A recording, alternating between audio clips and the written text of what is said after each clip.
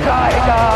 बिलावल साहब रेड मार्च कर रहे हैं, अब्बू बचाओ बहन, तो मुझे लगता है कि अभी काफ़ी अर्सा चलने वाली है। उनका जो मामला है वो इतनी जल्दी हल होने वाले तो नहीं है, तो उसके लिए तो वक्त पड़ा है। वो तो बाद में जब मर्जी आप तहरीक चलाना चाहेंगे उस वक्त आप तहरीक चला लीजिएगा, काफ़ी मौका मिलेगा इंशाल्लाह आपको। फिर अभी आप जो है वो अब्बू बचाओ मूवमेंट चला रहे हैं, फिर आपको अब्बू निकालो मूवमेंट चलानी पड़ेगी, तो इसलिए एक ही वक्त में चला लें, वक्त बच जाएगा। अस्सलाम वालेकुम, मैं हूं नूरुल आरफीन सिद्दीकी और आप देख रहे हैं प्रोग्राम आमने सामने। साफ छुपते भी नहीं, सामने आते भी नहीं। पूरा दिन मीडिया जिसे ट्रेन मार्च कहकर दिलपिशोरी करता रहा, फाइनली बिलावल भुट्टो जरदारी साहब ने बता दिया कि ये ट्रेन मार्च नहीं, महज ट्रेन का सफर है। फरमा रहे हैं कि सिर्फ ये बताना मकसूद था कि भुट्टो कल भी जिंदा था और आज भी जिंदा है। अब ये सुनकर ब्लड प्रेशर बिला वजह बढ़ जाता है कि ये बात तो प्रोग्रामों में आए दिन जलसों में बताई जाती है, फिर इसके लिए इतना कष्ट उठाने की क्या जरूरत थी। साथ ही साथ उन्होंने तंबीह कर दी कि अगर हमने लॉन्ग मार्च किया तो हुकूमत को पता चल जाएगा। ये सुनकर दिले नादा पूछने की तमन्ना रखता है कि हुजूर कब करेंगे। साथ ही साथ हुकूमत को, पीटीआई की हुकूमत को एक बड़ा धचका और लगा है। नवाज शरीफ साहब, तिब्बी बुनियादों पर उनको जमानत नसीब हुई। रावी या रावियान रिवायत ये बताते हैं कि एनआरओ के पहले मरहले का बाज़ाब्ता आगाज हो गया है, हुकूमत चाहे कुछ भी कहे। इससे पहले शहबाज शरीफ साहब पर वो जो 500,000 पता नहीं कितने करोड़ रुपए के गबन का, चोरी का, करप्शन का इल्ज़ाम था अपने तौर पर पीटीआई वालों के, उसके बावजूद भी फाइनली उन्हें जमानत भी नसीब हुई।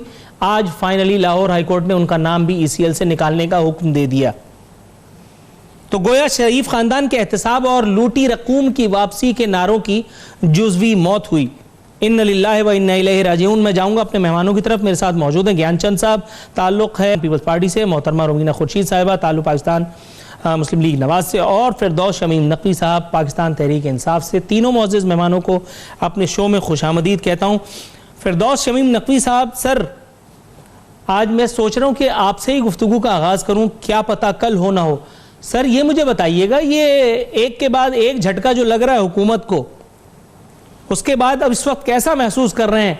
पहले वो जिनकी करप्शन की कस्में खाई जाती थी, हज़ारों करोड़ों अरबों रुपए की, वो फारिग हो गए, उन पर इल्ज़ामात भी जो है वो ज़मानत नसीब हुई उनको। उसके बाद आज मियाँ साहब को भी ज़मानत नसीब हुई है, क्या कहेंगे सर? मेरे ख्याल से हमारे लिए तो कोई परेशानी की बात नहीं है, इससे कि एक नैब का रेफरेंस है जो पहले का चलता था, और नैब की प्रोसिक्यूशन ने जो काम किया था पिछले अरसे में, उसमें बड़े वाज़ेह तौर पर ये नजर आता है कि वहाँ बहुत ज्यादा लचक है, शरीफ फैमिली के लिए गुंजाइश है, ढील है या इनकॉम्पिटेंस है। इससे कि आप ये देखिए, पहला रेफरेंस जिसको हमने नैब में देखा वो हुदैबिया पेपर मिल्स का था, और वो जो हाई कोर्ट ने उनको रिलीज कर दिया था उससे, उसकी वक्त पे उन्होंने अपील नहीं दायर की, फिर वो सुप्रीम कोर्ट में ले गए। रादर देन स्टेटिंग के जी नेट फैक्ट्स आए हैं जिसकी वजह से हम रीओपन करना चाहते हैं, उन्होंने कहा कि जी आप हमें एक्सक्यूज दे दें, तो एक टाइम बाद जजमेंट को किस तरह कोई कोर्ट अलाउ कर सकता है। इसी तरीके से जो बाकी केसेस हैं उसके अंदर जो नैब ने प्रोसिक्यूशन की है, that leaves much to be desire, लेकिन नैब पे जो भी अपॉइंटेड लोग हैं उससे पीटीआई का कोई ताल्लुक नहीं है। हाँ, पीटीआई के एफआईए या कोई और मुकदमा दायर करेगा और उससे वो निकल के जाएंगे तो उस दिन हम कहेंगे कि जरूर झटका लगा। और जहाँ तक दूसरी चीज का है, मुझे तो नहीं समझ आया कि आज नवाज शरीफ की रिहाई के ऊपर इतनी खुशियां क्यों मना रहे हैं। इसलिए ये बात तो पहले ही उनको ऑफर कर दी गई थी कि सरकारी खर्चे पे जिधर चाहे पाकिस्तान में इलाज करा ले। अब वो बाहर जाने की भी इजाजत थी, अब वो 6 हफ्ते बाहर रहेंगे और अपने खर्चे पे इलाज कराएंगे। वेरी गुड, कोई इशू नहीं, ठीक हो गया। अच्छा ज्ञानचंद साहब, सर आज वक्त की भी बड़ी थोड़ी सी कमी है। फिरदौस शमीम नकवी साहब जब मेरे प्रोग्राम में कदम रंजा फरमाते हैं तब उसके बाद जो है वो प्रोग्राम की जो है वो रेटिंग पता नहीं क्यों अचानक से बढ़ जाती है, कमर्शियल्स की बहुतात हो जाती है, बात कम होने लगती है। ज्ञानचंद साहब, सर इस मुख्तसर से वक्त को गनीमत जानते हुए सर ये बताइएगा, बिलावल साहब ने वजाहत फरमा दी है कि ये ट्रेन मार्च नहीं, महज ट्रेन का सफर है। सर 35 डिग्री तो यहाँ कराची में, पता नहीं आगे क्या होगा। ये क्या जरूरत थी ये दिल पिशौरी की, बिला वजह इतना तामझाम लगाने की, और उसके बाद फिर आखिर में इखलाकन हुकूमत को एक तड़ी भी लगा दी कि अगर लॉन्ग मार्च किया तो लग पता जाएगा। सर कर डाले ना, फिर क्यों नहीं कर रहे? मैं समझता हूं कि बिलावल साहब ने जो बात की है उनका यही था कि पहले तो भुट्टो साहब की 40वीं बरसी है, उस टाइम पे वो लाड़काना जा रहे थे, फिर जो भी इश्यूज़ हैं उन पे भी लोगों को बात करनी थी, तो वो उन्होंने ट्रेन का सफ़र का सिलेक्शन किया और पार्टी ने ये फैसला किया कि वो अगर ट्रेन से ही आ रहे हैं तो उनका इस्तकबाल किया जाएगा। तो बिलावल साहब ने तो तकरीर जो भी आते हुए की है, तो 120 बिलियन रुपीस के जो फेडरल गवर्नमेंट की तरफ है उनकी भी बात की है, जो महंगाई हो रही है उनकी भी बात कर रहे हैं। तो यकीनन जो इश्यूज़ हैं उन पर भी बात हो रही है, लेकिन ये है कि भुट्टो साहब की 40वीं बरसी है, तो आज भी हम कहते हैं तो भुट्टो साहब को फांसी पे लटका दिया गया, बेनज़ीर साहबा को शहीद किया गया, शाहनवाज, मुर्तज़ा और हज़ारों कारकुनों के शहादतों और कोड़े उसके बावजूद भी आज भी भुट्टो उस तरह ही जिंदा है और भुट्टो का नवासा जो है वो मैदान पे है और लोगों को अब तक वही अकीदत है जो भुट्टो साहब से अकीदत थी। यही दिखाना था, यही मालूम करना था कि लोगों की कमिटमेंट्स कैसी है और लोगों के साथ हमारी लीडरशिप की कमिटमेंट जो है उसको भी दिखाना था। तो बिलावल साहब ने ट्रेन के जरिए सफ़र किया। राइट सर, थोड़ा सा तहम्मुल फरमाइएगा, तवक्कुफ फरमाइएगा। मोहतरमा रुमीना खुर्शीद साहिबा के पास जाऊंगा। मैडम, आज आप भी माशाल्लाह कुछ खिली खिली सी लग रही हैं। मुझ पर तो ये तोहमत धरी दी है फिरदौस शमीम नकवी साहब ने कि मैं खुशियां मना रहा हूं नवाज शरीफ साहब की रिहाई की, लेकिन मुझे ये बताइएगा कि जिसको करप्ट, चोर, पता नहीं क्या क्या कह करके और क्या कुछ नहीं किया, उसके बाद पहले एक भाई को फरागत नसीब हुई जमानत, उसके बाद फिर दूसरे भाई को, अब फिर फिरदौस शमीम नकवी साहब ये भी फरमा रहे हैं कि हमें कोई मायूसी नहीं है, साथ ही साथ नैब पर तवर्रा भी हो रहा है। क्या कहेंगी इतनी मुतजाद और मुख्तलिफुल ख्याल आरा पर? सबसे पहले तो नूर बहुत शुक्रिया, और आपके प्रोग्राम में आने के बाद इंसान की उर्दू में और इजाफा, अच्छे अल्फाज जो हैं उनका ख़जाना अक्सर खोलते रहते हैं। जहाँ तक बात है मियां मोहम्मद नवाज शरीफ साहब की बेल की, मैं समझती हूँ कि अदालत उज़्मा का फ़ैसला, और हम सब लोग इस फ़ैसले का बड़ी शिद्दत से सब इंतज़ार भी कर रहे थे, और अल्लाह का शुक्र है कि वो फ़ैसला हुआ और खुदा उनको सेहत अता फरमाए। और एक और चीज़ बड़ी वाज़ह साबित हुई कि वो लोग जो उनकी बीमारी को लेकर सियासत कर रहे थे, आज जो अदालत उज़्मा का जो सारी प्रोसीडिंग्स हुई उसमें बड़े क्लियर और वाज़ेह अल्फाज में हुआ कि उनकी बीमारी जो है बता दिया गया कि वो किस हद तक जो है उनकी बीमारी है और कितनी मुश्किल उनकी सिचुएशन है जिसकी वजह से उनको इजाज़त दी गई। और ये भी वाज़ेह साबित हो गया उसमें कि उन्होंने कभी बाहर जाने की बात की ही नहीं। लिहाजा वो जो ड्रम बीट करते थे लोग और जो बड़ी बड़ी बातें करते थे, वो जो 2 दर्जन किस्म के बयानात उठते थे लोग और दे देते थे, तो मेरे ख्याल में आज उनको भी एक अच्छा और वाज़ेह जवाब जो है वो मिल चुका है।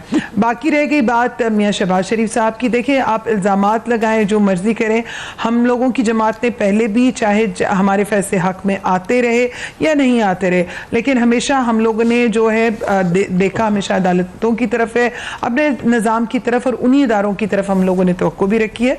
और आज जो फैसले आए बिल्कुल वो अवाम के सामने हैं और तमाम लोगों के सामने। अब आने वाले वक्त में मेरे ख्याल में और बहुत सारी चीज़ें वाज़ेह होती चली जाएंगी। फेयर इनफ नाजरीन, यहाँ वक्त हुआ प्रोग्राम में एक मुख्तसर सी कमर्शियल ब्रेक पे जाने का। जब वापस आएंगे तो अपनी गुफ्तगू को मज़ीद आगे बढ़ाएंगे।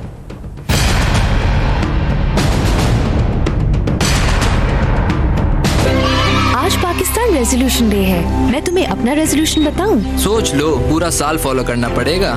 पाकिस्तान के लिए कर लेंगे। मेरा रेजोल्यूशन है कि मैं लिटर नहीं करूंगी। मेरी रेजोल्यूशन है कि मैं भी घर के काम करूंगा।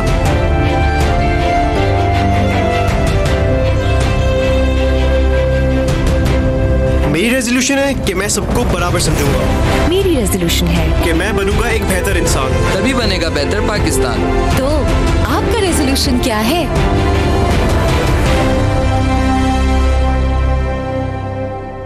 हर चाय अधूरी है जीरा प्लस के बिना, जिसके ताजा और खस्तापन से महकता है जहां। कुछ रिश्ते बनते ही हैं एक दूसरे के लिए, जैसे जीरा प्लस है चाय के लिए। उठो बेटा, आंखें खोलो, बिस्तर छोड़ो और मुंह धो लो।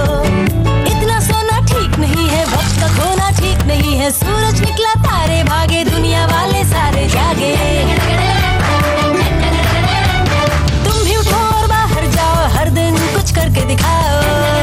ख्वाबों को पूरा पूरा करने की ताकत देता है ब्लू बैंड, जिसमें शामिल विटामिन ए और डी बच्चों को बिग एंड स्ट्रॉन्ग बनाने में मदद करे। ब्लू बैंड रोजाना रोज बढ़ते जाना। अब करो बचपन फिर से एंजॉय विद वॉल्स की chalk dip in only ₹15। Redson Associates we deliver what we commit. तकमील के बहुत करीब हमारे mega projects Capital Square, the Gate, the Galleria, Capital Homes. इसके अलावा द आर्च की तामीर तेजी से जारी है। Your trust is our inspiration. Redson Associates. Cornetto का वही मजा अब ₹50 में। अब्बू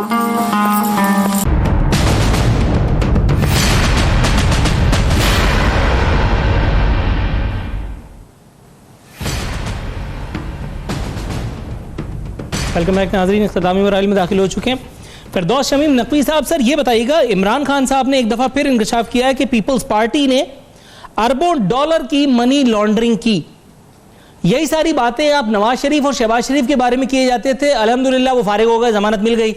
ये अरबों डॉलर किसको पता है, किसने साबित करना है, कौन करेगा, या सिर्फ हवाई फायर से ही आप सारे काम कराते रहेंगे? कब तक ये सिलसिला चलेगा? और दूसरी बात, अपोजिशन एहतजाज का शौक पूरा करे, कंटेनर हम देंगे। कोई कंटेनर वाला दोस्त तो नहीं पाल लिया जिसका कंटेनर किराए पे लगवाने के लिए इतनी कोशिशें हो रही हैं? चौथी मर्तबा ये एफर्ट की गई है, अपोजिशन इंटरेस्ट नहीं शो कर रही। जी, अपोजिशन एहतजाज में बड़ा इंटरेस्ट शो कर रही है ना। बड़ी बड़ी तरीकों का नाम आए, बड़ी अजीब अजीब चीजें हो रही हैं। नूर, आप देखिए, पहली चीज तो इतनी खौफजदा पार्टी मैंने देखी नहीं है जितनी खौफजदा ये पापा फुप्पो पप्पू की पार्टी हो गई है। 6 जनवरी से इजलास चल रहा है सिंध असेंबली का। अभी भी असेंबली एडजर्न हुई हुई है 8 अप्रैल तक, प्रोरोग नहीं हुई हुई, एडजर्न हुई है। इससे इनको खौफ है कि इनके कहीं लीडरान पकड़े गए तो और असेंबली ना हुई तो ये बात कैसे करेंगे। इससे कि असेंबली से बाहर खड़े होकर बात करते हुए भी डरते। फिर मियाँ बिला वजह भुट्टो साहब ने जो है वो शुरू किया पहले कि मैं जेल भरो तहरीक शुरू करूँगा। वो जेल भरो तहरीक का नहीं हुआ। फिर उन्होंने कहा मैं लॉन्ग मार्च करूँगा, वो भी नहीं हुई। फिर उन्हें कहा मैं ट्रेन भरो कर तहरीक शुरू करूँगा, और अब सिर्फ एक जलसा भरो तहरीक पे चल रहा है। इसीलिए तो हम कहते हैं कि हम तमाम सहूलतें देने को तैयार हैं। आए तो इस्लामाबाद, आपके पास अगर रकूम की कमी है, कंटेनर की ज़रूरत है, दे दे। आज शहीद गनी साहब ने कहा कि इमरान खान साहब जो है वो कंटेनर की सियासत करना छोड़ दें। हम नहीं छोड़ेंगे। इन कंटेनरों में पहले इनको बंद करेंगे और उसके ऊपर एक्सरसाइज इमरान खान करेगा जैसे उस कंटेनर पे करता था। इससे क्या, हमारा तो एजेंडा करप्शन को खत्म करना है, हमारा एजेंडा है इनको पकड़वाना। हम उन लोगों को पकड़वाना चाहते हैं जो स्विस कोर्ट से कागजात लेते हैं, वाजिद शमसुल हसन से कहते हैं लेके जाए, और पाकिस्तान की ब्रिटिश एम्बेसी से वो कागजात गायब हो जाते हैं। सर थोड़ा सा तवक्कुफ फरमाइएगा ज्ञानचंद साहब। सर ये मुझे बताइए, नाम आ रहा है वाजिद शमसुल हसन का, ऐसे ही एक नाम आता है मोहतरमा कहाँ गई, हाँ, अयान अली। बिलावल भुट्टो और अयान अली को एक ही अकाउंट से अदायगी की बात चौधरी निसार ने 2016 में की थी, वज़ीर आज़म इमरान खान। उसके आगे ये है कि उसके बाद ये बात मैं उस वक्त तक करूंगा जब तक ये धरती, ये चांद सितारे कायम हैं। सर सिर्फ हुक्मरानों का काम बातें करना होता है या कोई काम करना भी होता है? जैसे मिसाल के तौर पे अभी इन्होंने वाजिद शमसुल हसन का नाम लिया, तो अगर इख्तिदार में है तो वाजिद शमसुल हसन को तंबू करना कोई मुश्किल काम तो नहीं है। अगर इख्तिदार में है तो फिर वो वहां जो ब्रिटिश सिटीजन बन गए, ब्रिटिश सिटीजन बन गए नूर भाई। सर बस वही बनते रहेंगे क्या? मतलब हम ऐसे प्रोग्राम करते रहे? अच्छा ज्ञानचंद साहब, तो ये मुझे बताइए, वो तो बन गए, लेकिन यहाँ दीगर लोगों के जो नाम ले रहे हैं, क्या उनको पकड़ना या दीगर लोगों को कैफरे किरदार तक पहुंचाना ये हमारे हुक्मरानों के बस में नहीं है? मैं समझता हूँ कि सिर्फ वाजिद शमसुल हसन और बाकी अयान अली का नाम के साथ अलीमा खान का भी नाम ले लेते, और उसके इनके जो बाकी वफाकी वज़रा और स्पीकर पंजाब असेंबली बैठे हों उनके ख़िलाफ़ भी केसेस हैं, उनके नाम ले लेते तो ज़्यादा बेहतर हो जाता कि गवर्नमेंट का काम क्या है और ट्रांसपेरेंसी की तरह किस तरह से जाया जाता है। बाकी नकवी साहब हो, इनकी लीडरशिप हो, ये इनका तो काम ही यही है, वो कंटेनर पे जैसे जो ज़बान बोलते थे वही ज़बान अभी भी इस्तेमाल करते हैं। ये एक डेंटिस्ट को प्रेसिडेंट बना दिया है, एक क्रिकेटर प्राइम मिनिस्टर बन गया है, काम उनसे चल नहीं रहा है, फिर यही ड्रामे सुबह शाम अपोजिशन को इस किस्म की बातें करके लोगों को परेशान कर रहे हैं। असल में इनका काम जो है वो लोगों के लिए सहूलतें पैदा करना था, ये सहूलतें तो पैदा कर नहीं सकते हैं। बाकी ये कहते हैं ये डर रहे हैं, ये कर रहे हैं, वो कर रहे हैं, ये पीटीआई वाले कह रहे हैं जिन्होंने कभी एक कंटेनर पे 4 तकरीरें की, फैसिलिटी की और सिलेक्ट होकर बैठ गए। पीपल्स पार्टी एक बड़े प्रोसेस से निकली है, अभी तक वो जियाले जिंदा हैं और पीपल्स पार्टी में वो स्ट्रेंथ मौजूद है, लेकिन डेमोक्रेसी के लिए हम लड़े थे और डेमोक्रेसी के बचाव के लिए हम मोहतात अंदाज में पॉलिटिक्स कर रहे हैं। जब इन्होंने हदें और क्रॉस कर दी तो पीपल्स पार्टी मुकम्मल तौर पर रिएक्ट करने के लिए, और इनको आउट करना तो कोई बड़ा मसला ही नहीं है। ये तो अभी भी 2-4 वोट्स जो हैं उनके बैठे हुए हैं, जो भी इनके जो इत्तेहादी हैं वो उनका साथ नहीं दे रहे हैं। किसी ना किसी जिन सिलेक्ट हो चुके हैं, जिन्होंने सिलेक्ट करवाया उन्होंने कहा है कि भाई इनको चलने दो। बाकी ये तो इनकी गवर्नमेंट तो चल नहीं रही है। कौन सा वायदा इन्होंने पूरा किया है कि भाई हम जो इलेक्शन से पहले वायदे किए, इलेक्शन के सर एक वादा किया था कि हम आपसे वादा करते रहेंगे, वो वादा तो ताहाल पूरा हो रहा है। मोहतरमा रूमीना साहिबा, ये मुझे बताइएगा, आबिद शेर अली साहब ने एक नया बम फोड़ा है। फरमाते हैं इमरान खान के अमेरिका, लंदन, यूएई में 19 अपार्टमेंट्स हैं। मजीद फरमाते हैं कि इमरान खान कैंसर अपील के बैंक अकाउंट में 1.5 अरब रुपए आए, जिसमें से 75 करोड़ रुपए उन्होंने अपने पास रखे और 75 करोड़ रुपए स्टॉक एक्सचेंज और कैरिबियन ऑफ शोर कंपनियों में इन्वेस्ट किए। सोशल मीडिया पर कागजात के साथ वीडियो जारी कर दी। सोशल मीडिया पे क्या होता है मैडम, मैं आपके खिलाफ कोई कागज बना करके जारी कर दूं, फिरदौस शमीम नकवी साहब मेरे खिलाफ कोई कागज जारी कर दें, यहाँ अदालतें मौजूद हैं, वहाँ आए, अदालतों में आकर के केस फाइल करें। वही अदालतें हैं ना जो यहाँ आपको जमानतें दे रही हैं, इसका मतलब है अदालतें प्रॉपर काम कर रही हैं। तो फिर वहाँ से सोशल मीडिया पे ये केस लड़ने की क्या जरूरत है? देखिए नूर, मैं समझती हूँ इसमें आपको बेहतर यह है कि अगर आप आबिद शेर अली साहब को खुद लाइन पे ले लेते तो अपने इस बात का ज़्यादा बेहतर बात कर सकते हैं। लेकिन रही बात यह कि आज एक चीज़ मैं बड़ी हैरान होती हूँ, ये कि हमारे लिए रूल्स और हैं, दूसरों के लिए रूल और हैं, किसी और के लिए रूल और है। जब इनका दिल करे तो ये भरपूर सियासत भी, मुज़ाहमत भी करें, क्या कहना चाहिए, भरपूर किस्म का एहतजाज भी करें और इतना एहतजाज करें कि सुप्रीम कोर्ट और पार्लियामेंट की जो है दीवारों तक पे जो है वो अजीब अपने कपड़े भी लटका दें, वहां पर जो तमाम सिस्टम है उसको जो है वो रोक देने की कोशिश करें, तो वो तो एहतजाज होता है। लेकिन अगर हम लोग कुछ करें तो वो आपने सुनी लिया कि क्या क्या गुफ्तगू जो है वो इस्तेमाल की गई है। तो मैं समझती हूँ कि ये सारी चीज़ें जो सी हैं बहुत हद तक जो है वो हर अपने अपने बयान के लिए हर कोई रिस्पॉन्सिबल भी है। लेकिन अगर आबिद शेर अली साहब ने कोई चीज़ निकाली है, कोई चीज़ उनको क्लू मिला है, तो अगर उन्होंने सोशल मीडिया पर डाली है तो बहुत सारी चीज़ें सोशल मीडिया से ही देख देख के लोग आगे डिफाइन भी करते हैं। लेकिन डेफिनेटली अगर उन्होंने किया है तो वो इसको आगे भी लेकर आएंगे।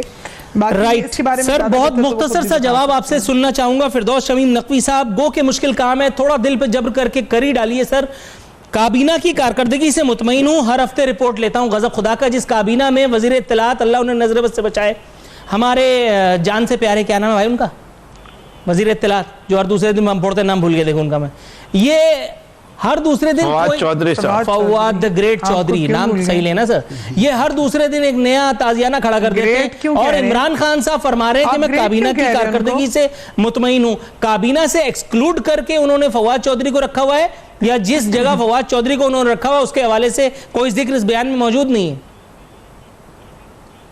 देखिए, वो तलाल चौधरी, मरियम औरंगजेब, मुशाहिदुल्ला और जो इनके साबिक इंफॉर्मेशन मिनिस्टर थे, और इधर पीपल्स पार्टी के भी बेतहाशा लोगों के नाम ले सकता हूं, उनको डील करने के लिए एक आदमी ऐसा ही चाहिए था। इसलिए उनकी कारकर्दगी मेरे ख्याल से ऐसा ही, मतलब कैसा ही सर, जरा बताइएगा। इसे सर, ये तो क्राइटेरिया, ऐसे जैसों को ऐसा ही चाहिए होता है। बस आपने कूजे में समंदर को बंद कर दिया सर। अच्छा ज्ञानचंद साहब, सर ये मुझे बताइए, इमरान खान साहब मजीद फरमाते हैं मीडिया हाउसेस भी कुर्बानी दें, 40 अरब रुपए के इश्तेहारात कहां से दूं? सर आपकी हुकूमत थी तो आप कहां से इश्तेहार दे रहे थे? सर जरा बता दीजिए इमरान खान साहब, शायद उसी से कुछ भला हो जाए मीडिया वर्कर्स का। देखें, उनका माइंडसेट जो बना हुआ है वो चंदे पे बना हुआ है, और जहाँ तहाँ से वो कहते हैं कि हर एक से कुछ ना कुछ मुझे हिस्सा मिलना चाहिए। वो सियासत के तो मेरा ख्याल है सियासत और शाइस्तगी पीटीआई के खाते में है ही नहीं। वो सिर्फ ये चंदा करना चाहते हैं और उसको हड़प करना जानते हैं। जिस तरह से अभी भी इनका जो है ना वो पूरा रिकॉर्ड खुल रहा है, तो इनसे यही तवक्का की जा सकती है कि जैसे को आपको गवर्नमेंट मिली है, आपको तो चाहिए कि आप उसको अच्छी तरह से चलाएं और एक ट्रेंड सेट करें कि पाकिस्तान की गवर्नमेंट है, पाकिस्तान की पॉलिटिक्स है, पाकिस्तान की डेमोक्रेसी कैसे चल रही है। इन्होंने ट्रेंड सेट क्या किया है कि मुखालफिन को गालियां दो, बदशद बातें करो और पार्लियामेंट में बैठकर पार्लियामेंट को इज्जत नहीं दो। पार्लियामेंट से इख्तिदार तक तो पहुंचो लेकिन पार्लियामेंट को कोई वक़्त न दो, वायदे करो और यू टर्न ले लो। तो यही तो इन्होंने बातें की हैं और इन्होंने यही तो अमल जारी किया है। मैं समझता हूं कि इनके बस की बात नहीं रही है। जो एक शेर आपकी खिदमत में पेश करना चाहता हूं ज्ञानचंद साहब। कहते हैं कि ये खुद ही गिर जाएंगे, तो ये गिरने ही जा रहे हैं। सर ज्ञानचंद साहब जरा सुनिएगा, शायर कहता है 100 किस्म के झगड़ों से बचा लेती है मुझको, हर बात से ये साफ मुकर जाने की आदत। सर अभी आप यू टर्न सियासत या यू टर्न के फयूज़ बरक़ात से वाकिफ कहाँ हैं? अभी तो आप अपनी इब्तिदा हवा बाहर की है, मतलब अभी आप समझ नहीं रहे हैं। मैडम रुमीना खुर्शीद साहिबा, मुख्तसर मेरे पास बस वक्त रह गया है, ज़रा सा ये मुझे बता दीजिए, नवाज शरीफ साहब अपने इलाज के लिए बैरून मुल्क जाने वाले हैं। फवाद चौधरी साहब के इस बयान में या ये जो स्पेकुलेशंस हो रही हैं इसके हवाले से क्या आपके पास इत्तलात हैं? मुख्तसर ये कि फवाद चौधरी जैसे बंदे के बयान के ऊपर बयान करना या इसको जवाब देना मैं समझती हूँ कि इंतहाई फजूल चीज़ है। एक शख्स जिसके पास कोई सेंस नहीं है और इखलाक से गिरी हुई बात करते हैं, लोगों की और वो बीमारियों के ऊपर सियासत करते हैं, उस शख्स से ज़्यादा बीमार और कौन होगा? Right ma'am, got your point. Firdaus Shamim Naqvi sahab, Gyanchand साहब और रुमीना खुर्शीद आलम साहिबा, आप तमाम मेहमानों की शो में शिरकत पर बावजूद कम वक्त के मैं इंतहाई माजरत ख्वाह हूँ कि आज वक्त बहुत कम था। मैं आप तमाम हजरात का मशकूर हूँ, ख़ासतौर पर ख़वातीन का। नाज़रीन, इसी के साथ हमारे प्रोग्राम का वक्त खत्म होता है। नूरुल आफीन सिद्दीकी और आमने सामने की टीम को इजाज़त दीजिए। फ़ी अमान अल्लाह।